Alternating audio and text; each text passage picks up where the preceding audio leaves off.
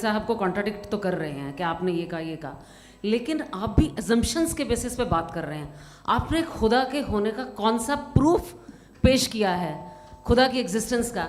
अब इस सवाल को अलग रहने दीजिए, कौन एथीस्ट है कौन नहीं है। और दूसरी बात जो आपने एक छोटी सी कही थी कि ये फ्री विल का इस्तेमाल करता है इंसान अपनी, लेकिन उस फ्री विल का इस्तेमाल में मतलब खुदा ने ये दे दी सबको ये इजाज़त कि वो कितना घिनौनापन और कितने ज़्यादा ख़राब से ख़राब तरीके इस्तेमाल कर सकता है। जब आप सुनते जी, आप फ्री विल को मानती है ना, या अब कहती है कि फ्री विल नहीं है ना, मानती है ना?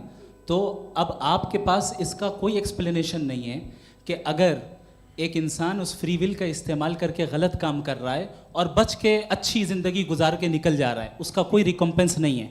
हमारे वर्ल्ड व्यू में जो इंसान गलत काम कर रहा है उसको भी रिकम्पेंस यानी उसका बुरा बदला मिलना है, और जो सही काम कर रहा है उसको सही बदला मिलना है। लिहाजा जो फ्री विल है वो इस तरीके से है कि एक लिमिटेड टाइम तक खुदा ने मोहलत दी है। ऐसा नहीं कि छूट दे दी, जो करना है करते रहो हमेशा। वक्त आएगा जब एग्जाम का टाइम खत्म होगा तब रिजल्ट आएगा, दौराने एग्जाम जबरदस्ती आपको नहीं बताया जाएगा। अरे भाई एक सेकंड, जी सवाल मुफ्ती साहब से मेरा, मुफ्ती साहब से जी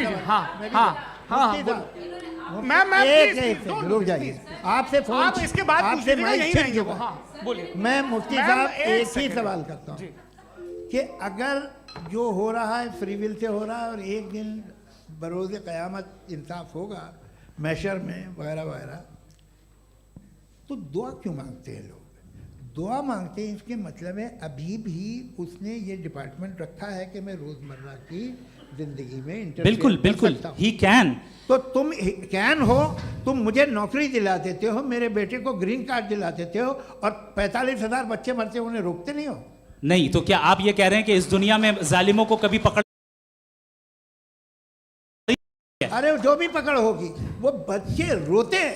बिल्कुल, देखिए मैंने अपने ओपनिंग स्टेटमेंट में यही कहा था कि जनाब जावेद साहब सिर्फ इमोशनल आर्गुमेंट देंगे। This is an emotional argument. ये छोटे मोटे इसके पीछे का रीजन मैंने बताया क्या है, इसके पीछे का रीजन क्या है मैंने बताया। मंच से आप लोगों को सज्जनों इसलिए कह रहा हूं ताकि थोड़ा सा आपके कॉन्शियंस पे जोर रहे कि आपको ऑर्डर बचा के रखना है।